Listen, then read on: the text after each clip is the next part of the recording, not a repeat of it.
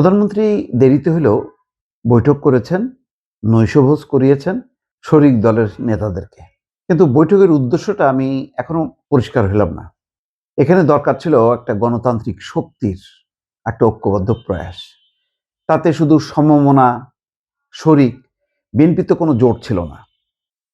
আগে যেমন বিএনপির নেতৃত্বে একটা ২০ দলীয় জোট ছিল। এখন তো সেই ২০ দলীয় জোট নেই। তাহলে দরকার কি ছিল? যে সরকারের বাইরে যে সমস্ত রাজনৈতিক শক্তি সবাইকে ডাকা। এখন বিরোধী দল জামাতের নেতৃত্বে একটা জোট আছে। সেই জোটের বাইরেও বেশ কিছু রাজনৈতিক দল না থাকার কারণে আমার কাছে যথেষ্ট অভাব অনুভব হয়েছে যে আসলে প্রধানমন্ত্রী কাদেরকে নিয়ে বসলেন।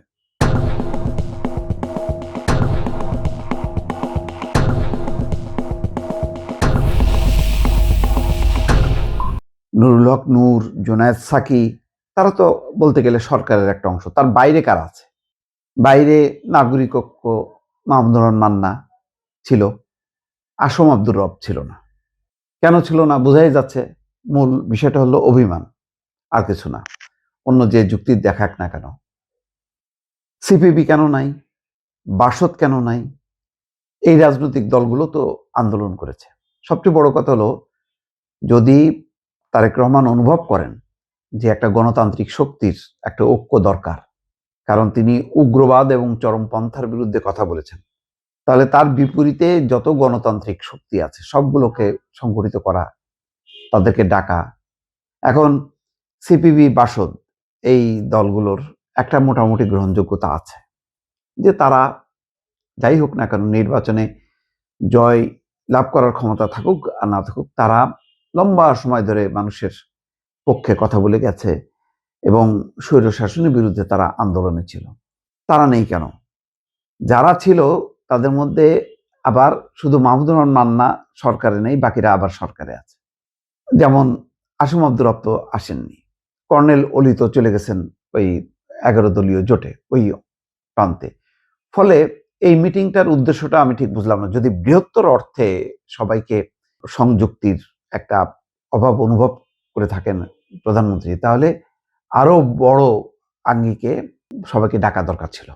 এখানে শুধু সমমনা কারা একসাথে মিলে আন্দোলন করছে, সেই সমান্তরাল আন্দোলনও তো করছে কোনো কোনো রাজনৈতিক দল, তাদেরকেও ডাকা দরকার ছিল।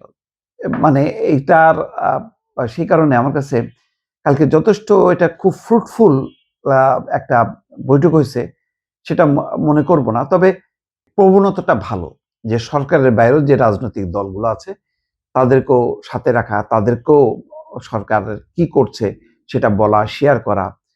সেখানে অনেকে সরকারে থাকতে চেয়েছে, সরকারের দিক নির্দেশনা চেয়েছে এবং তাদের পরামর্শ, সেই জিনিসগুলো মানে বলা হয়েছে।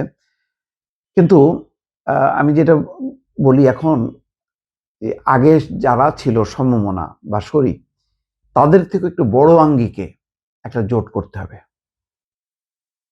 এবং তাদের সাথে নিয়মিতভাবে যোগাযোগটা রক্ষা করতে হবে। এখন বিএনপি যেটা প্রবণতা যে আস্তে আস্তে শুধু সরকারের কেন্দ্রীভূত, মানে মাঠে ময়দানে রাজনৈতিক অঙ্গনে তাদের তৎপরতাটা কমে যাচ্ছে। সিনিয়র নেতারা অধিকাংশই হয় মন্ত্রী, নাই মন্ত্রী পদমর্যাদার উপদেষ্টা।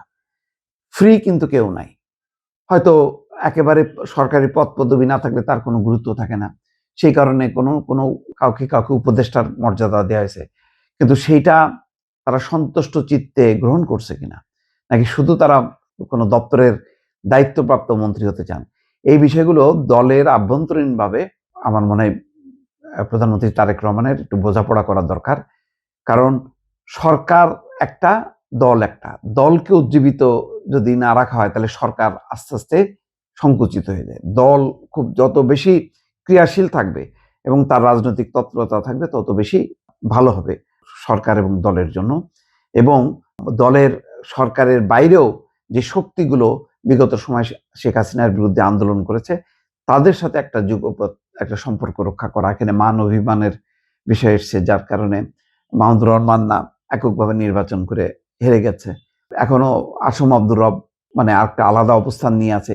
এই অভিমানগুলো দূর করে যত শক্তিগুলো আছে কাছে টানা হবে তত বেশি বিএনপির জন্য ভালো হবে। বিএনপি সবসময় মনে রাখা দরকার, গত নির্বাচনে বিএনপিকে কিন্তু একেবারে পরিপূর্ণভাবে গণতান্ত্রিক শক্তিগুলো, যাদের সাথে কোনো সংযোগও নাই, তারাও কিন্তু বৃহত্তর অর্থে এবং তারা মনে করেছে দেশ এবং জাতির স্বার্থে, তারা কিন্তু তখন বিএনপিকে মনে করেছে ক্ষমতায় আনা দরকার, ক্ষমতায় আনলে একটা স্থিতিশীলতা থাকবে। সেই কারণে যে যার অবস্থান থেকে সেই আওয়ামী লীগ মোনা যারা যেই মানসিকতার ভোটাররা আছে তারা ভোট দিয়েছে, সংখ্যালঘুরা ভোট দিয়েছে, অন্যান্য সংখ্যালঘু বলতে শুধু হিন্দু না, হিন্দু বৌদ্ধ খ্রিস্টান সবাই ভোট দিয়েছে, যাতে বাংলাদেশের যেই সব ধর্ম মতের সম্প্রদায়ের একটা সরকার, একটা গণতান্ত্রিক সরকার ক্ষমতায় আসে। ফলে এইটাকে মাথায় রেখে বিএনপিকে আর তার ঐক্যের জায়গাটা, রাজনৈতিক ঐক্যের জায়গাটা আরো শক্তিশালী করতে হবে। 11 দলীয় জোট যেমন সমস্ত ধর্মীয় রাজনৈতিক দলকে সংগঠিত করছে, তার বিপরীতে বিএনপিকে আরো বড় আঙ্গিকে একটা জোট গড়ে তোলার একটা চেষ্টা এখন থেকেই করতে হবে।